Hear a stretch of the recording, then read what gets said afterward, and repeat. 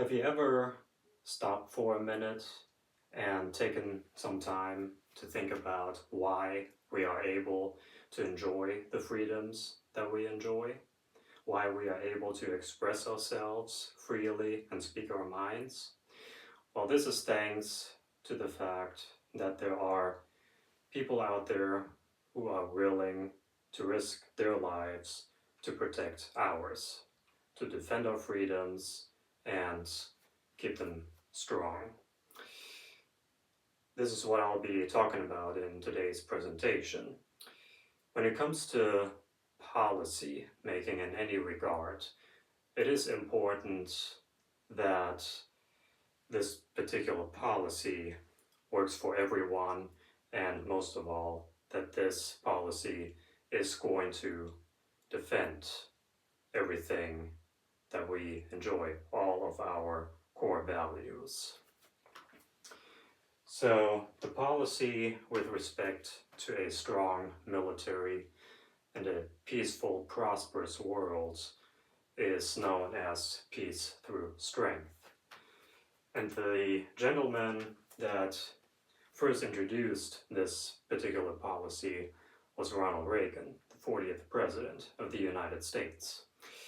He became president at a time when it seemed as if there was no ending to the Cold War. Tensions were rising, the arms buildup was escalating, and it seemed as if the Cold War would be going on forever. And despite the fact that many presidents before Reagan had a strong stance against communism, none of them were able to solve this conflict. Reagan, on the other hand, understood that the key to peace was a strong military. And he said it very well. We maintain the peace through our strength. Weakness only invites aggression.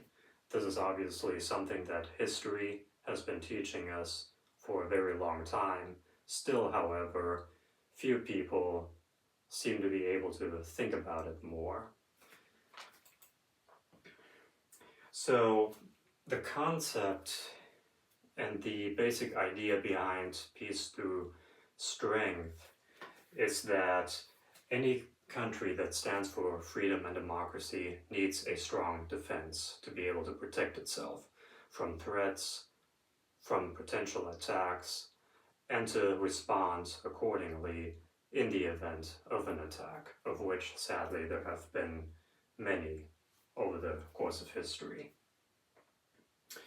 And Reagan's basic message, even before he became president, was that since the United States is the leader of the free world, the burden of maintaining the peace falls on the United States. And Reagan was someone who strongly believed in action.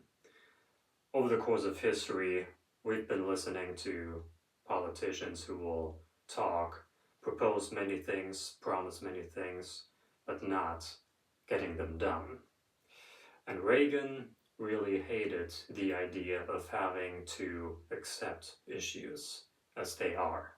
He firmly believed that with the willingness, the determination, the right people, and the right mindset, any problem could be solved.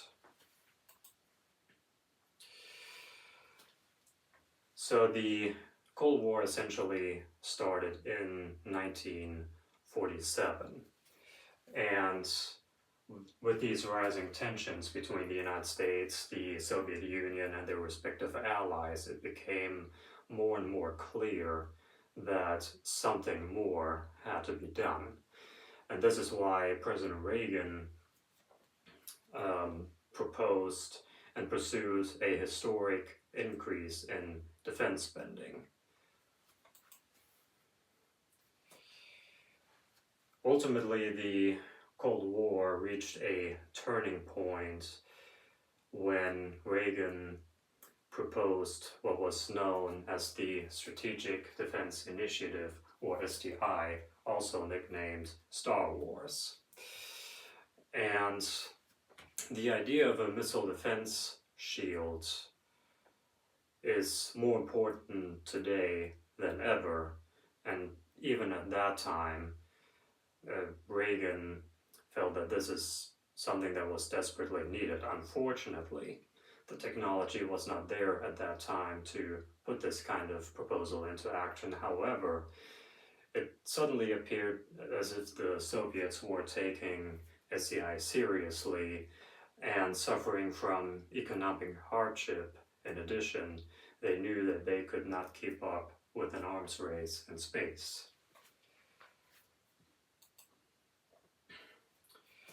So when we look back at the significance and the impact of this peace through strength policy, it is important to understand one thing. We must always have a strong military no matter what.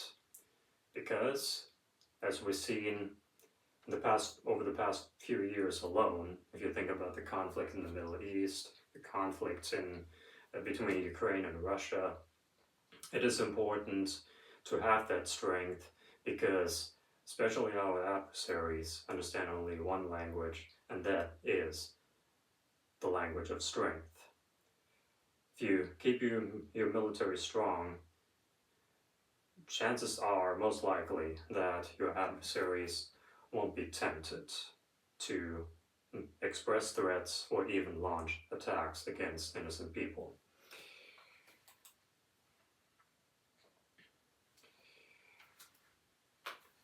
So, the basic idea of peace through strength refers to both military and economic strength. And if you have both of those, you are a significant step closer to solving conflicts that have not been preventable in the first place and to prevent potential future conflicts. Thank you.